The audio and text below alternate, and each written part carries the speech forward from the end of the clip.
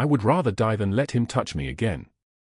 The words tore out of Lena Winters before she could stop them, her voice cracking in the Mountain Lodge's dim servant quarters at 11:27 p.m., the October cold seeping through the single-pane window like razors against her skin. She knelt on the narrow cot in her black and white maid uniform, still damp from scrubbing the Caruso mansion floors for 14 hours straight, her thin shoulders trembling as she pressed both palms against the pillow to muffle the sound. Her back throbbed beneath the cheap fabric. 8 years of Robert Hargrove's fists had left scars like a roadmap of hell, purple and white lines running in every direction, permanent reminders of a life she was trying to forget. The clock on the cracked nightstand ticked forward. 11:48. 6 hours earlier, the service entrance of the Mountain Lodge had been a war zone of cold air and desperation. Bitter wind howled through the stone archway, dead leaves skittering across the pavement like desperate creatures trying to escape. Lena's breath was visible in white clouds as she carried an armful of fresh linens down the narrow corridor. That was when she heard the first voice, low, threatening, the kind of sound that made prey animals freeze. 2 armed men in dark coats had cornered Marco, the groundskeeper, against the brick wall. One of them pressed a gun to his ribs. Marco was young, maybe 23, his hands raised in surrender, his face the color of ash. "Please," Marco was saying. "I didn't steal anything. I swear on my mother's grave." The man with the gun laughed. "Your grave's the one we're digging tonight, kid." Lena stood frozen for 3 seconds. The linens grew heavy in her arms. Every rational thought screamed at her to turn around, to walk away, to pretend she had seen nothing. She had learned that lesson 1,000 times over. Invisible people survived. Visible people suffered. But her feet moved anyway. She stepped between the 2 men and Marco, her 118-pound body a barrier between them and the groundskeeper. Her voice came out barely above a whisper, but it did not shake. "He's done nothing to you. Leave him alone." The men exchanged a look. Then they laughed, hard, cruel, the laughter of people who had never been told no by anyone who mattered. "Move, girl," the first one said. "This doesn't concern you." "It concerns me," Lena said. From the storm-dark hallway beyond the service entrance, a man watched. He stood in the shadows, his silhouette framed by the November night, his jaw tightening at the sight of someone so small choosing to stand when she had every reason to run. Giovanni Caruso was 47 years old, with dark hair silvered at the temples and a scar running from his left eye to his cheekbone. He wore a cashmere coat that cost more than Lena Winters earned in a year, and his hands were the hands of a man who had built an empire on fear and loyalty codes written in blood. He had watched a lot of people in his life. He had never watched anyone like this. The 2 men released Marco when they realized who was standing in the hallway. They disappeared into the darkness without another word, their footsteps echoing across the stone until the wind swallowed the sound. Marco stumbled forward, his hands still shaking, his voice barely audible. "Thank you," he whispered. "Thank you. You didn't have to do that." Lena did not respond. She simply walked away, back toward the kitchen, back toward invisibility, back toward the life she had learned to live. She did not see Giovanni Caruso step into the light. She did not see the moment his expression changed. Now, let us go back to the beginning, to the morning that had set everything in motion. 17 days earlier, Lena Winters had been thrown out of her apartment with nothing but $2 in her pocket and a handwritten list of debts that kept growing. The list was written on the back of an old grocery receipt, the numbers adding up in her trembling handwriting: $4,700 for Robert's medical bills, $3,200 for the landlord's demands, $2,300 for her daughter's school tuition, a number that had seemed impossible even when she was working 3 jobs. The apartment was a studio in the basement of a building on the Lower East Side, the kind of place where the walls wept moisture and the radiator clanked all night long like a dying animal. The floor was linoleum, cracked and stained, and the windows were covered with plastic sheeting and tape because the glass had been broken 6 months ago and nobody had bothered to fix it. Robert Hargrove was asleep when she left. She could hear him snoring from the bedroom, if you could call the separated corner of the studio a bedroom. His empty beer bottles were arranged on the kitchen counter like fallen soldiers, a dozen of them at least, maybe more. She had stopped counting years ago. She left a note on the counter. Not because she thought he cared, but because disappearing without explanation might make him angry enough to come looking. She had learned that lesson too. The note said, "I have gone to find better work. I will send money when I can." She had no intention of sending money. She had no idea where she was going. Outside, the October morning was cold and grey, the kind of morning that made you understand why people gave up. The sky hung low and heavy over the city, pressing down like the lid of a coffin being sealed. Her shoes had a hole in the sole, and she could feel the concrete through her sock. Her coat was missing a button, and the wind kept pushing it open, stealing her body heat. She walked for 6 hours. By noon, her stomach was cramping from hunger. She had not eaten since yesterday morning, a slice of bread she had stolen from the lodge kitchen, the only place that had hired her on short notice. The $2 were still in her pocket, untouched, because $2 would not buy anything that mattered. A sandwich cost $5. A night in a hostel cost $30. $2 was the weight of nothing. She walked through neighborhoods where women were pushing strollers and shopping bags, neighborhoods where people stopped to get coffee without thinking about the cost. She walked past a school where children were playing in a yard, laughing, moving through the world as if the world was a safe place. One of them reminded her of Noah, her daughter, or rather, the daughter who had stopped calling her mommy somewhere around year 3 of living with Robert, around the same time Lena had stopped being able to protect her from anything at all. Her daughter was living with her mother now. Lena's own mother, who had said, "You made your choices, Lena. You lie in them." The lodge appeared around 3 p.m., a sprawling Victorian mansion perched on the edge of Westchester County, the kind of place that existed in a different world entirely. The grounds were manicured, the stone walls were pristine, and there was a sign by the service entrance that said, "Help wanted. Dishwashers and cleaning staff." Lena walked in through the service door.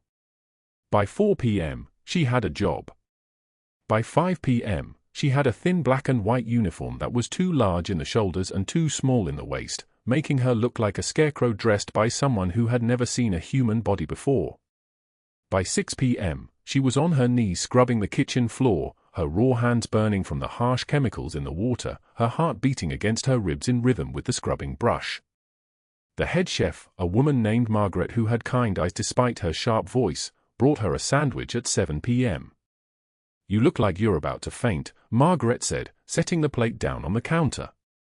"Eat this. No one can work on an empty stomach." Lena ate it in 4 minutes.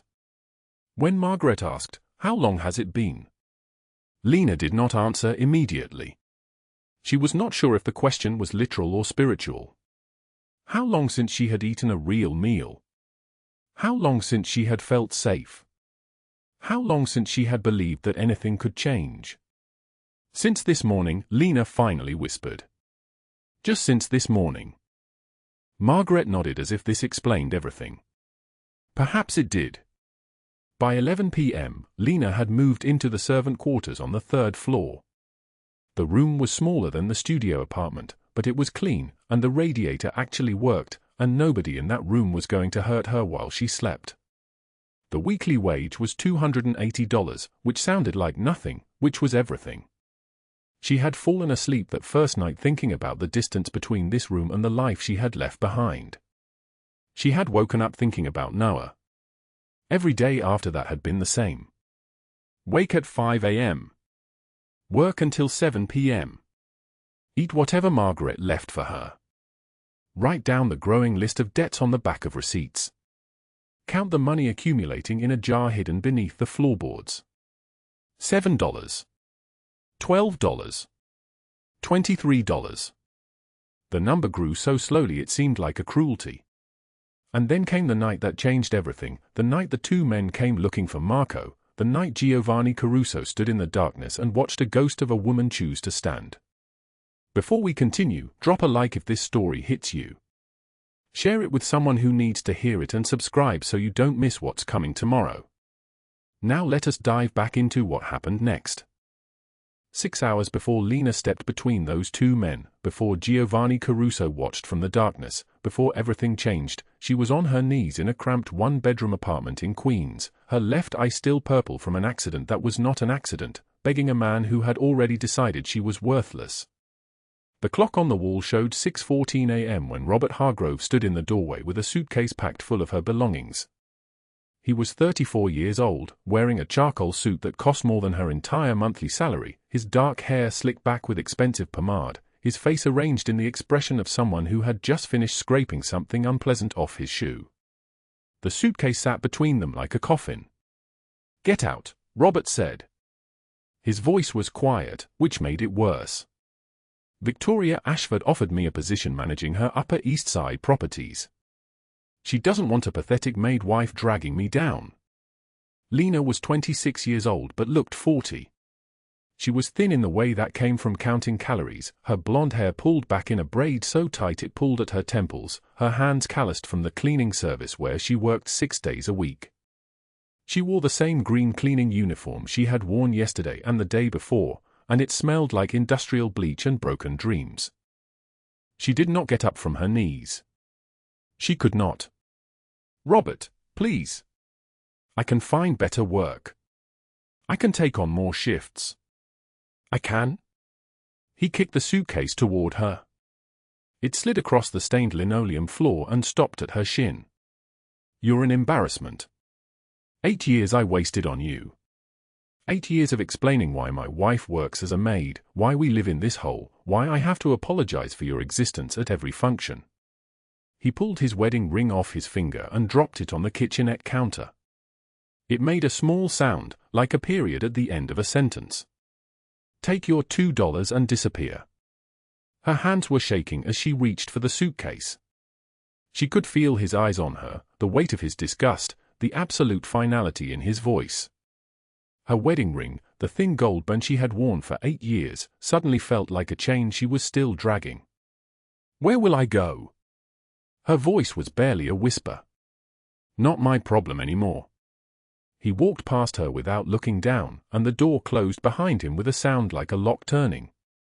She heard his footsteps in the hallway, heard the elevator doors open and close, heard the world continue on without her in it.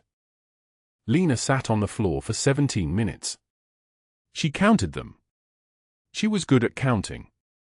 Counting coins. Counting hours worked. Counting the number of days until she could afford to eat more than once a day. When she finally stood up, her left leg had gone numb. The suitcase held everything she owned. 2 pairs of work pants. 3 shirts, all with some kind of stain that would never come out. Underwear. Socks with holes in them. A photograph of her mother, who had been dead for 4 years. And at the very bottom, a handwritten list on the back of a grocery receipt, written in her own careful handwriting, that read, "Hospital bill from broken rib, $847. Due now. Outstanding medical debt from ER visit, $1,200. Collectors calling. Robert's gambling debts in my name as co-signer, $300,000. Due in 7 days or they will come for me. Apartment rent, $1,100. Eviction notice already served." Below that, in smaller letters, $2 in pocket. Everything else is gone. She had discovered the gambling debt 3 weeks ago when a man in a black suit had come to the door asking for Robert Hargrove. The man had shown her a piece of paper with her name on it. He had said, very politely, that she had 7 days to produce $300,000 or arrangements would be made. He had not threatened her. He did not need to. The threat was already written across his face. Robert had laughed when she confronted him about it. He was packing his clothes, selecting which expensive watches to take with him, when she showed him the paper with shaking hands. "That's your debt now," he had said. "Your name is on it. That makes it your problem." She walked 17 blocks through the October wind to the employment office on Madison Avenue. The leaves were already dying, already falling, swirling up in dust devils that made her squint. Her suitcase was heavy. Her eye hurt. She had not eaten since yesterday morning, and even that had been half a sandwich she had stolen from a catering event. The employment office smelled like old coffee and desperation. There were 6 other people waiting, all of them looking at the bulletin board where handwritten job postings were pinned with yellowing tape. Lena's case worker was a woman named Mrs. Patterson who barely looked up from her desk when Lena approached. "I need work," Lena said. "Anything?" "I'm not particular." Mrs. Patterson still did not look up. She was sorting through files, her reading glasses slipping down her nose. She wore a wedding ring. She had probably never had it removed and thrown on a counter like a piece of garbage. "There's a private event at the Caruso estate upstate. Mountain Lodge. They need temporary household staff. 3 days of work, room and board included, $400 total cash payment." Mrs. Patterson finally glanced up. "It leaves in 2 hours. You interested or not?" $400. It sounded like a fortune. It sounded like hope. It sounded like something that would buy her maybe 10 days before the collectors came back. "Yes," Lena said. "Yes, I'm interested." "Good. The bus leaves from Port Authority at 2:15. You'll be at the lodge by 4:30. Don't be late." Lena arrived at Port Authority at 2:08. She had spent $3 on a coffee and a bagel, bringing her total to a negative $1, which meant she was going into debt for food that she needed to survive. Mathematics like that no longer shocked her. Mathematics like that was simply the way the world worked for people like her. The bus climbed out of the city into mountains that grew darker and steeper with every mile. The leaves here were already gone from the trees, leaving them skeletal and bare. The wind pressed against the windows. Other passengers slept or stared blankly ahead. Lena watched her own reflection in the window and barely recognized the woman looking back. When had her eyes become so empty? When had her mouth forgotten how to smile? The lodge emerged from the mist at 2:19 p.m. It was enormous. Stone and heavy timber and enormous windows overlooking mountains that dropped away into grey fog. There were gardens that would be beautiful in spring. There were fountains that had been turned off for the season. There were black SUVs parked in a semicircle near the entrance, their windows tinted so dark you could not see inside them. 2 men in dark suits stood near the front entrance. They did not look like ordinary staff. The head housekeeper was a woman named Mrs. Chen, 60 years old, her grey hair pulled into a tight bun, her black and white uniform immaculate. She handed Lena the identical uniform without smiling. "You are invisible here," Mrs. Chen said. Her voice was not unkind, but it was absolute. "You scrub floors. You serve meals. You do not speak unless spoken to. You do not make eye contact. You do not exist unless someone tells you that you are allowed to exist. Do you understand?" "Yes," Lena said. "I understand." "Good. Your room is the 3rd floor, east wing, last door on the left. There is a shower. There is clean sheets. There is a lock on the door. Do not expect more than that." Lena climbed the stairs with her suitcase, her new uniform folded in her arms, trying to become invisible the way Mrs. Chen had instructed. She knew how to do this. She had been practicing for 8 years. The room was small, barely bigger than a closet, but the radiator clanked and hissed with heat, actual heat that she could feel on her skin, and the bed had clean sheets that smelled like detergent instead of despair. There was a window that looked out over the mountains. There was a lock on the door.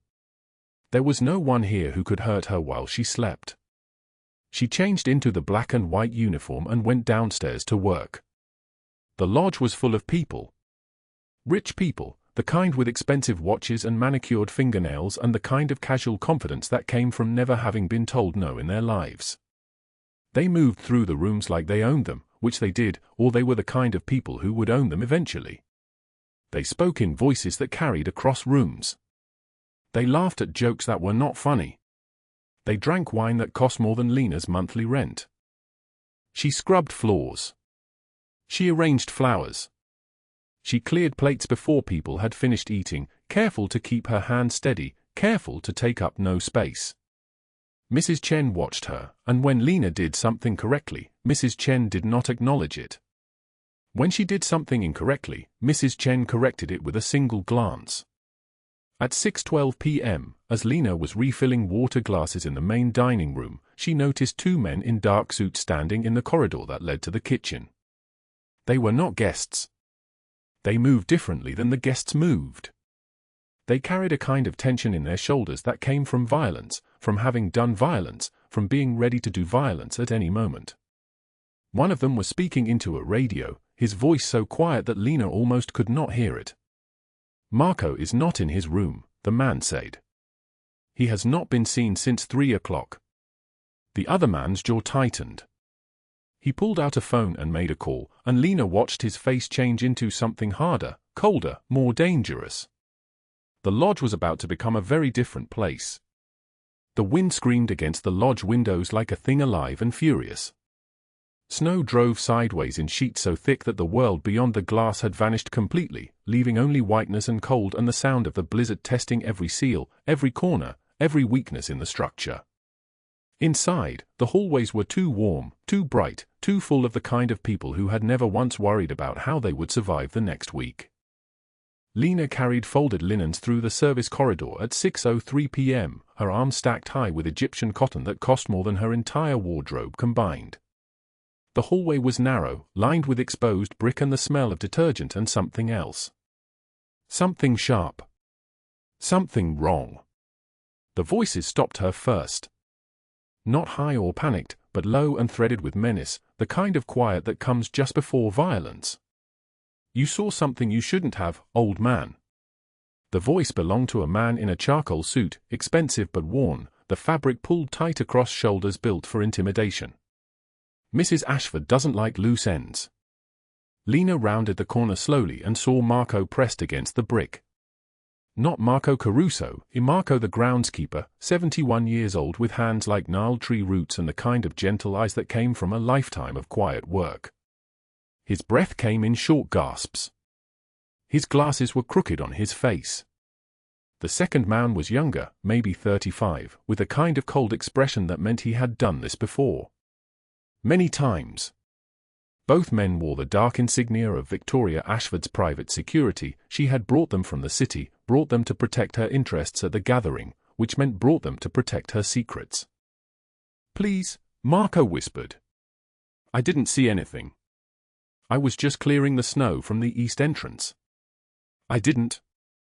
The first man grabbed his collar. "That's the problem. You didn't see anything. You didn't hear anything. And now you're going to forget everything." Lena should have kept walking. This was the first rule of survival, the one she had learned over 8 years with Robert, over 2 decades of being invisible. You do not intervene. You do not matter. You keep your head down and your mouth closed and you live to see another day. But Marco's pocket shifted as he struggled, and something fell. A photograph, small and worn, landing face up on the concrete floor. In the harsh fluorescent light of the service corridor, Lena could see a little girl, maybe 7 years old, with Marco's eyes and a smile so bright it seemed to burn. His granddaughter. Something fractured inside Lena's chest, a long fissure opening through the careful walls she had built around her heart. She set down the linens.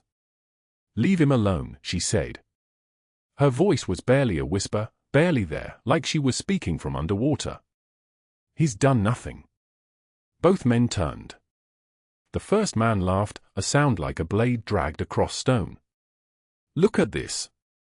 The little maid thinks she's a hero." "Go back to your floors, cleaning rat," the second man said. "Before we give you a reason not to." Lena's whole body trembled. She could feel her pulse in her throat, in her wrists, in the old scars that ran across her shoulders like a map of every time Robert had decided her existence was an inconvenience. Every cell in her body screamed at her to run, to vanish, to make herself smaller. Instead, she stepped forward. She positioned herself between Marco and the men, 5 foot 4 inches of terror wrapped in a damp black and white uniform. Her hand shook. Her breath came shallow and fast. But she did not move. "Then you'll have to go through me," she said. The second man stepped forward, his hand rising to shove her aside. The motion was casual, dismissive, the gesture of someone swatting an insect. From 20 feet away, from the storm-dark hallway that led deeper into the lodge's private corridors, Giovanni Caruso stood perfectly still. He had come this way because the blizzard outside was too loud and the people inside the gathering were too shallow, and he needed 10 minutes of silence to remember why he had built an empire from blood and broken promises. He was not expecting to find anything worth finding. Giovanni was 47 years old, 6'2", with shoulders broad enough to carry the weight of 500 employees and all their terrible secrets. His suit cost $14,000. His watch cost $32,000.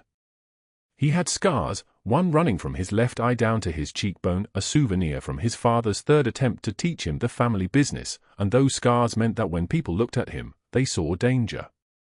They saw the capacity for violence. They did not see the sealed nursery in his penthouse apartment. They did not see the white crib he had bought 5 years ago and never unpacked. They did not see the man who had learned to survive by becoming the thing people feared, because grief was too loud and mercy was a luxury he could not afford. He watched this small woman refuse to move even as her entire body shook. He watched her step between those men and Marco like she was a shield made of nothing but will. The men laughed and stepped back. It was not worth the trouble. Cleaning staff could be replaced. Marco could be dealt with later. They wandered away, still laughing, still certain of their power, still completely unaware that they were being watched by the most dangerous man in the state. Lena helped Marco to his feet. His hands were still shaking. The photograph had fallen face down on the concrete, and when she picked it up, she saw something written on the back in neat, careful handwriting, Emma, age 6. "My greatest treasure." "Miss," Marco said, his voice trembling, "I never got to thank you." Those men, they would have. "It's nothing," Lena said quietly. She pressed the photograph back into his hands. "Please forget it. Please just forget you saw me." She returned to the main hall and knelt on the marble floor beside her bucket of soapy water. The water was already cold. Her hands were already raw. She scrubbed in slow, methodical circles, the same movement she had perfected over thousands of hours, the way of making herself present without being seen. But at the second-floor railing, Giovanni Caruso stood motionless, staring at the place where she knelt. Vinny, who had worked for him for 15 years without question, stood 3 paces back and watched his boss's face.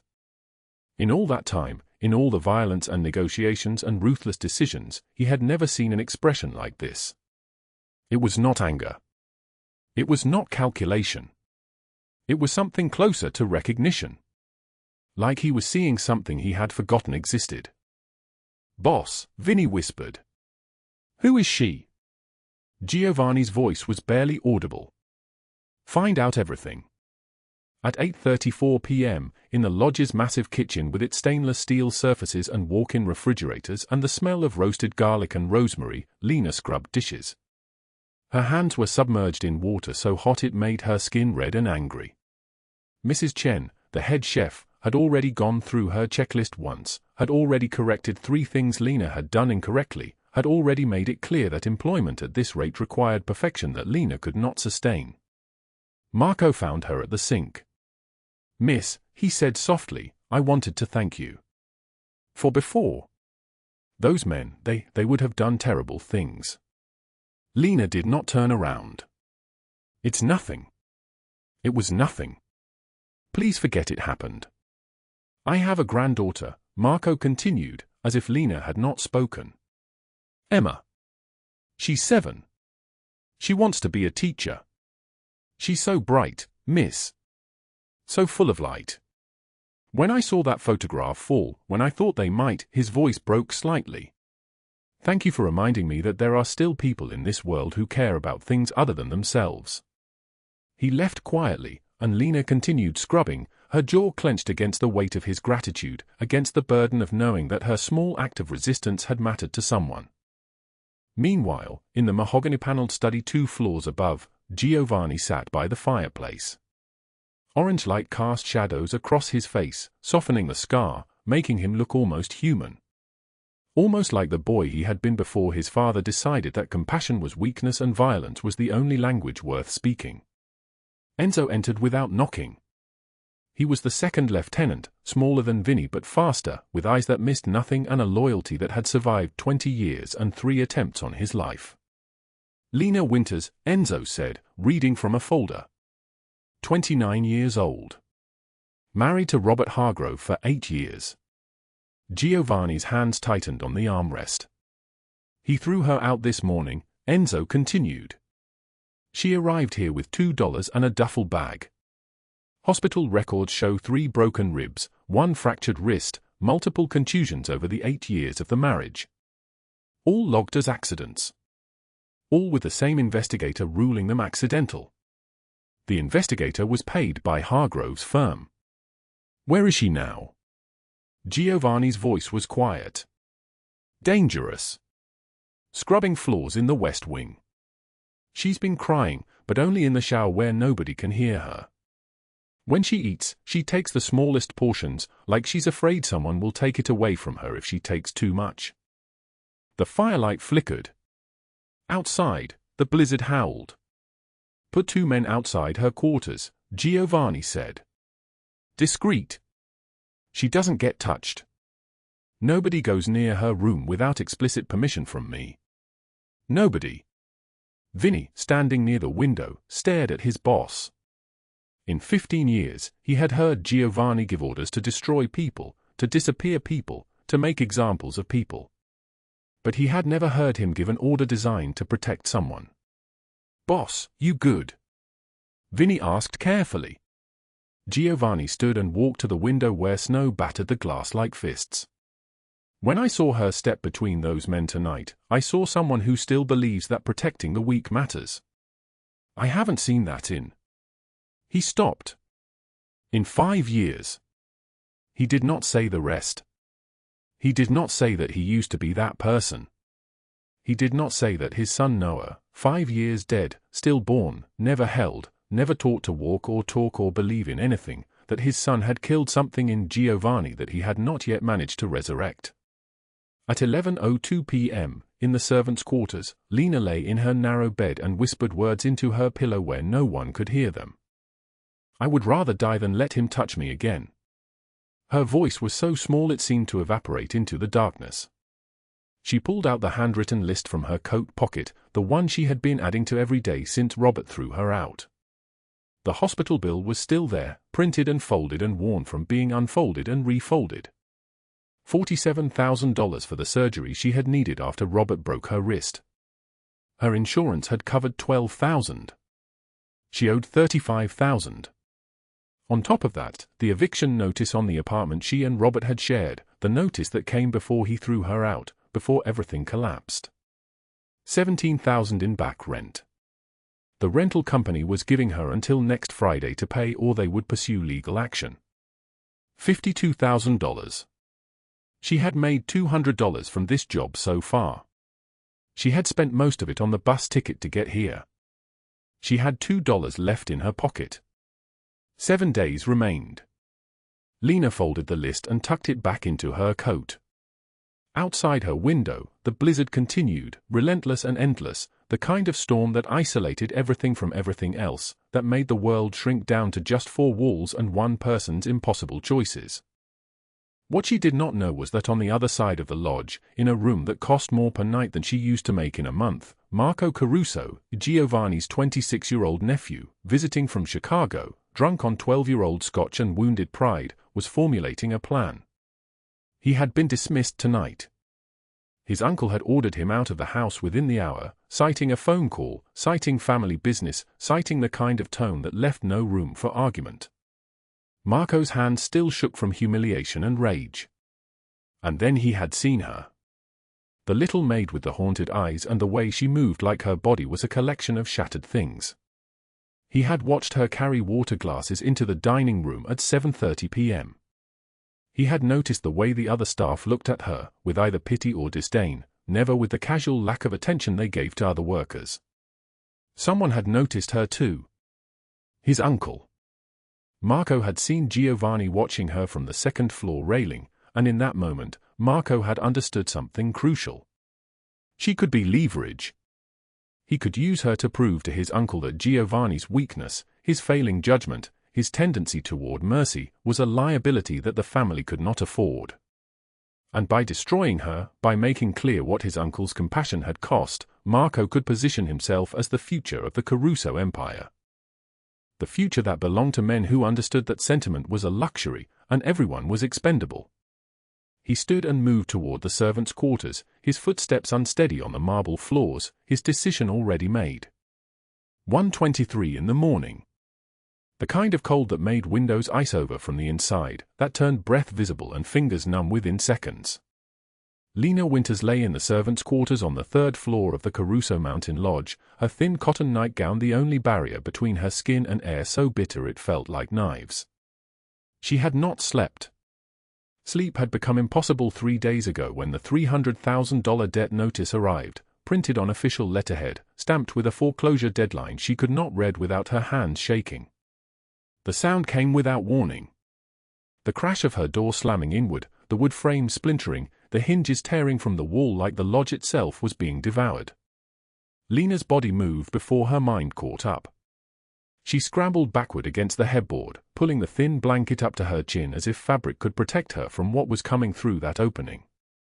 3 men stood silhouetted in the doorway. The one in front was Marco Caruso.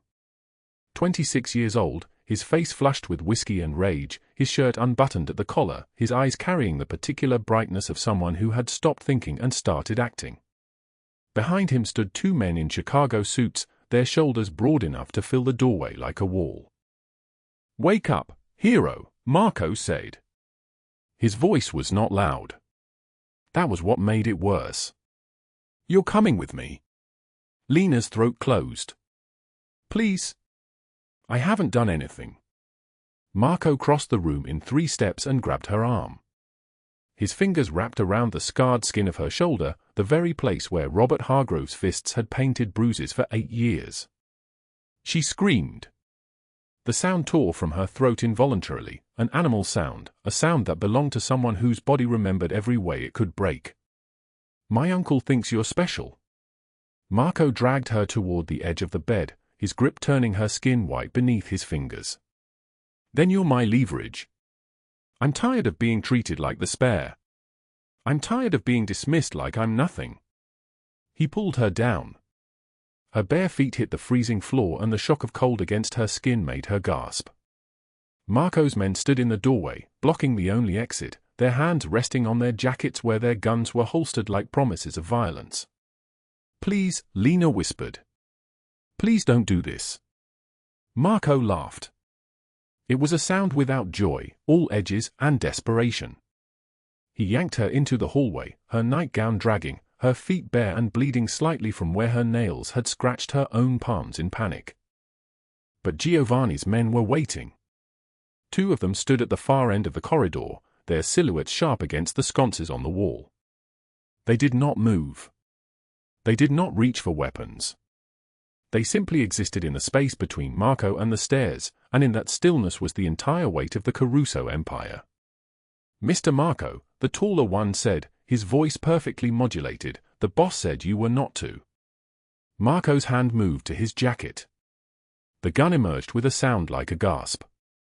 He pressed the barrel against Lena's temple, and the metal was so cold it burned against her skin. Her entire body went rigid. Her breathing stopped. Her vision narrowed to a single point of white light. She could smell him. Whiskey and expensive cologne and the sour sweat of adrenaline. She could feel the tremor in his hand, the slight unsteadiness of someone who had crossed the line from calculated cruelty into genuine danger, and that unsteadiness terrified her more than anything else. People could be reasoned with. Unstable people with weapons were just mathematics, and the math always ended the same way. The commotion had traveled through the lodge like a shockwave. Footsteps thundered from upstairs. Doors opened. Within seconds, the entire hallway filled with people pulling on robes, with staff retreating into shadows, with the weight of witnessing something that should not be witnessed. Giovanni Caruso appeared at the end of the hallway wearing nothing but a white dress shirt, unbuttoned halfway down his chest, and black trousers. No jacket. No coat. Just a man who had moved so quickly from bed to crisis that propriety had simply fallen away. Vinny and Enzo flanked him, their hands ready, their eyes locked on the gun with the precision of men who had spent their entire adult lives understanding exactly what weapons could and could not do. The temperature in the corridor dropped. Not from the cold outside, but from something else. Something that lived in Giovanni Caruso's expression. When he spoke, his voice was surgical, a blade wrapped in velvet. "Let her go, Marco." Marco's laugh shattered into something that was barely controlled. "Or what, uncle? You'll kill family? Everyone knows you've gone soft since Noah died. Everyone knows this one has made you weak." He pressed the gun harder against Lena's skull. "You're finished. The Empire is finished if you're choosing her over blood." The mention of the child's name made something flicker across Giovanni's face. A contraction. A tightening around his eyes. But his voice remained absolutely even. "Last chance. I'm taking her to Victoria," Marco said. "The Ashford network is waiting 3 blocks away. Victoria will pay good money for Giovanni Caruso's new pet. She wants leverage against you. She wants to know if you'll burn the whole city to protect a woman who was nobody 6 months ago." Lena's consciousness was fracturing. She could not feel her feet. She could not feel her hands. All she could feel was the gun, the cold circle of it against her temple like a period at the end of a sentence. Her mind was producing thoughts in fragmented bursts. Robert's fists. 8 years of being a punching bag. The $300,000 debt. The fact that she had lived 29 years and never once been worth saving. She was being traded. She was being used. She was becoming a thing again, a property to be moved from one hand to another, and nobody would remember her name when it was done. But then she saw Giovanni's face. And there was something in his eyes that was not calculation or lust or cruelty. It was rage, yes, but underneath the rage was something else entirely. Recognition. Like he actually saw her. Like he saw Lena Winters, the person she had been before Robert's fists taught her to disappear, before the debt notices, before she learned to make herself smaller to take up less space in the world. And in that moment, something shifted inside her chest. Something cold and diamond hard and absolutely clear. Not again. Never again. I will not be a thing. She went limp. The moment her knees buckled, her full weight dropped toward the floor. Marco's grip loosened by half a second, just enough to compensate for her falling, and in that half second of distraction, the gun discharges. The sound was catastrophic. The bullet tore through the ceiling, plaster raining down like snow. Lena felt the heat of it pass her ear, felt the shock of the explosion in her bones. Giovanni moved. 15 feet. 2 seconds. He crossed the distance like a man crossing a room he had walked 1,000 times before, moving with absolute certainty, moving like physics was a suggestion. He reached Marco from the side, rotated his nephew's wrist in a movement that was almost gentle, almost balletic, almost kind. The gun fell from Marco's fingers. His wrist bent at an angle that should not have been possible, and the scream that tore from his mouth was higher than Lena's had been, more desperate, more authentically broken. Giovanni's eyes met Vinny's for exactly 1 second. "Make the call," he said. Within 4 minutes, 3 black cars pulled up outside the lodge despite the blizzard. The engines idled in the circular drive, their exhaust rising like ghosts. Men emerged from the vehicles, not Caruso men, but Victoria Ashford's network enforcers, arranged by a single phone call. Giovanni had made a deal. Whatever his terms were with Victoria, whatever had been negotiated in the seconds before the call was placed, Marco had just become something exchangeable. A currency. A debt paid in blood. The Ashford men moved with the efficiency of people who had done this before. They did not ask questions. They did not make eye contact. They simply grabbed Marco, his left arm and his right arm, his body lifted between them like something that weighed nothing, like he had already become a ghost, and they carried him down the marble staircase, down the front steps, out into the wind and the snow and the waiting trunk. "Uncle, please." Marco's voice cracked into pure terror. "I'm family. Please, I'm family." Giovanni turned his back. He did not watch his nephew disappear into the vehicle. He did not watch the trunk slam shut. He did not watch the cars pull away into the blizzard, their taillights vanishing like a promise being erased. "You're not my blood anymore," he said quietly to the empty space where Marco had been. The car swallowed the sound of the lodge door closing behind them. Marco Caruso was never seen again. Lena collapsed against the wall, her body sliding down until she was sitting on the floor, her legs extended in front of her, her entire frame hyperventilating like she was drowning in air. Giovanni turned to face her. His shirt was still unbuttoned. His hair was still sleep disheveled. His face was carved from something harder than stone. He knelt beside her. He did not touch her. His hands remained on his knees, keeping distance, showing that this moment belonged to her alone. "You're safe," he said quietly. "I give you my word." Lena looked up at him, this man who had just exiled his own nephew into the hands of a rival network. "Why? Why would you?" "Because when I watched you step between those men and the groundskeeper tonight, I remembered what it feels like to believe someone is worth protecting." His voice cracked on the last word, and Lena understood with absolute certainty that this man rarely spoke about what he was feeling. "I haven't felt that since Noah died." She did not respond. She could not. There were no words that existed for this moment, no language for the weight of being chosen, for the certainty of knowing that someone had seen her as human and had decided she was worth the cost.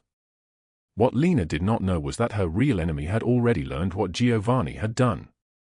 Victoria Ashford was currently sitting in her penthouse office on the Upper East Side, a glass of wine untouched on her desk, her mind calculating what Giovanni's protection meant and how it could be used against him.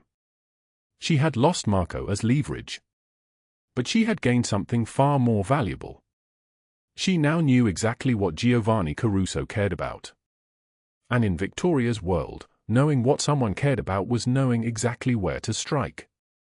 The November wind cut through the mountain lodge like a blade wrapped in ice, and Lena Winters stood in the guest suite, not the servants' quarters anymore, staring at the clothes laid across the bed. Simple garments. Quality fabric. Her size. A note sat folded on the pillow, "You're no longer staff. GC." She touched the sleeve of a cream-colored sweater, her fingertips tracing the weave. 8 years of Robert's hands had taught her that nice things were dangerous, that softness was a trick, that anything good would be taken away or turned into a weapon. She sat on the edge of the bed and did not cry. Her tears had dried up somewhere on a Greyhound bus 3 months ago. The housekeeper, Mrs. Chen, found her there an hour later. "Mr. Caruso wants you to know the wages have been adjusted," she said quietly, setting down an envelope. "Effective immediately. And the account he mentioned, your medical bills, those are being handled." Lena's hands shook as she opened the envelope. $800. 800. She had been counting pennies for so long that her brain could not process the number. "Why?" she whispered. Mrs. Chen adjusted the lamp on the nightstand. "Because he watched you choose to protect someone weaker. That choice cost something. He's simply paying the price of it." December arrived with snow that muffled the world into silence. Giovanni had moved Lena to the library, a room of mahogany shelves and tall windows where light pooled like honey across the floor. She spent her days cataloging his collections, running her fingers along spines of first editions, organizing volumes by subject and date. The work was meticulous. Quiet. Healing. Giovanni came often. He would sit in the leather chair near the window, a book open on his lap, and simply exist in the same space as her. They did not speak much. Words seemed unnecessary. But Lena noticed everything. How his eyes tracked her when she moved. How he noticed when she flinched at a car door slamming outside. How, after the second week, a plate of food began appearing on the small table beside her, fresh bread, cheese, fruit, before she even realized she was hungry.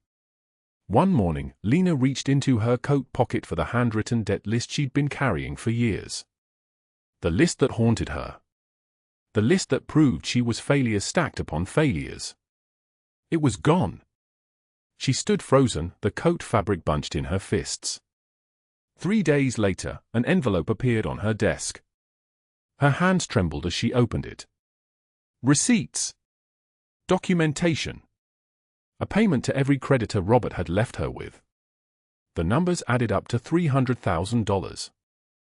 Lena found Giovanni in his study that evening. The afternoon light was fading. His desk was covered in financial reports, the kind of documents that meant lives shifted on a single signature. You shouldn't have, she started. You stood between armed men to protect someone weaker, Giovanni said, his voice like stone. That's worth more than any amount of money. That debt was never yours to carry. Something inside her chest broke open. Not in pain. In relief. January came with ice on the windows and snow that fell in absolute silence. Lena was shelving books in the philosophy section when she noticed the nursery door standing open. She had never seen it open. In 5 months at the lodge, it had remained closed, sealed like a tomb. Giovanni stood in the doorway. His suit jacket was gone. His shirt sleeves were rolled up. His hands hung at his sides, and his entire body was trembling like a man standing on the edge of a cliff. Lena did not ask. She simply moved to stand beside him. The nursery was preserved in perfect condition. A white crib with mobile arms. Toys on shelves. A rocking chair positioned by the window. Books about stars and space and dreams. Everything waiting for a child who would never come. Noah, Giovanni said after 10 minutes of absolute silence. His voice cracked like ice breaking under weight. He lived 3 hours. I heard him cry once. That sound, I would give everything to hear it again. Lena's voice came out barely a whisper. I'm so sorry. Giovanni turned to face her. His eyes were burning. You remind me that love doesn't stop when a child does. That protection still matters. That broken things can be whole again. He looked back at the white crib. Thank you for that. He closed the door gently. But he did not lock it. February arrived in black SUVs and the sharp click of heels on marble. Victoria Ashford swept into the grand foyer like a hurricane wearing pearls. Her coat was cashmere. Her watch cost more than Lena had earned in 5 years. And beside her, smirking like a snake tasting blood, was Robert Hargrove. So you're the maid my Giovanni has gone soft over, Victoria said, her smile sharp as a blade. Robert told me all about you. About how pathetic you were. How easily broken. Robert laughed. Still wearing that kick-dog look, Lena. Lena stood straight. Her hands did not shake. I'm not yours to break anymore. Victoria's laugh was ice-cold. We'll see. Giovanni, darling, are you really choosing this damaged goods over a beneficial partnership with me? Giovanni materialized from the study doorway. His voice was flat, final. Get out of my house. They left. But as the black SUVs pulled away down the snow-covered drive, Victoria smiled from the window. She had lost Marco. But she had gained something far more valuable. She now knew exactly what Giovanni Caruso cared about. Lena was shaking afterward. Giovanni's hand settled on her shoulder, the first time he had touched her. His touch was gentle. Steady. She can't hurt you. I won't allow it. But that night, Lena made a decision that would shift everything. March came with the first hint of warmth, the way spring always announces itself before winter has fully surrendered. Lena found Giovanni in his study, alone, staring at financial reports that detailed the legitimization of his empire.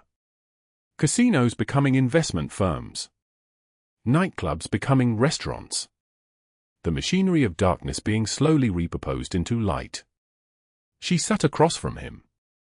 not as a servant. As an equal. I need to tell you something, Lena said. Her voice was steady now. I didn't choose to stay because you saved me.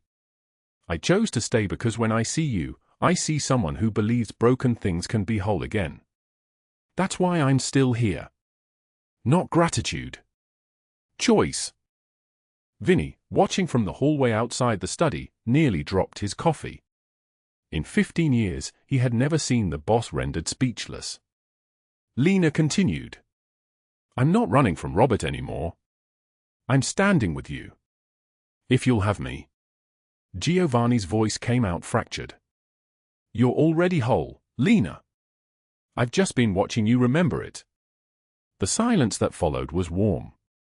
Outside, snow began falling again, but it was the soft snow of a season in transition, not the brutal snow of survival. April erupted in fury and systematic precision. Robert appeared at Lena's new apartment, the safe building Giovanni had quietly moved her to. He came with old tactics. Intimidation. Gaslighting. You think you're somebody now? You're still nothing. You'll always be nothing. Lena did not flinch. I was never nothing. You just convinced me I was. That ends now. She called Giovanni. Within 48 hours, federal investigators received anonymous tips about Victoria Ashford's money laundering operations. Giovanni's lawyers moved simultaneously. Robert's employment was terminated. His gambling debts, which Giovanni had paid off quietly in Lena's name, were transferred back to him with interest calculated daily. Not violence. Not murder. Systematic legal destruction. Victoria Ashford was arrested at dawn in her penthouse, FBI agents reading charges with mechanical precision. Racketeering. Tax evasion. Conspiracy. The cameras caught her handcuffed, screaming about her lawyer. Her empire collapsed in 48 hours like a house built on water. Robert ended up in a studio apartment in Newark, working as a night janitor. Full circle. The mansion garden in spring was a cathedral of rebirth. Dead leaves were gone. New growth pushed through soil. Lena wore a simple dress. Giovanni wore shirt sleeves. They stood as equals under a sky that had finally cleared. You changed everything, Giovanni said. The empire. My life. Me. You gave me time to change myself, Lena replied. That's the real gift. Vinny and Enzo watched from the terrace, speaking in the low voices of men witnessing the impossible. Never thought I'd see the day, Enzo said. Vinny nodded. After Noah, we thought that part of him was gone. Maybe it just needed the right person to remind him it's still there. This story teaches us that mercy is not weakness. Protection is not possession. Sometimes the strongest thing a powerful man can do is step aside and let someone rebuild themselves as an equal, not as a rescue. If this story moved you, drop a like and share it with someone who needs to remember their worth. Subscribe because tomorrow we bring you another story that will shake your heart. Thank you for staying with us until the very end. After the rain, the sky clears. And sometimes miracles come from the most unexpected places.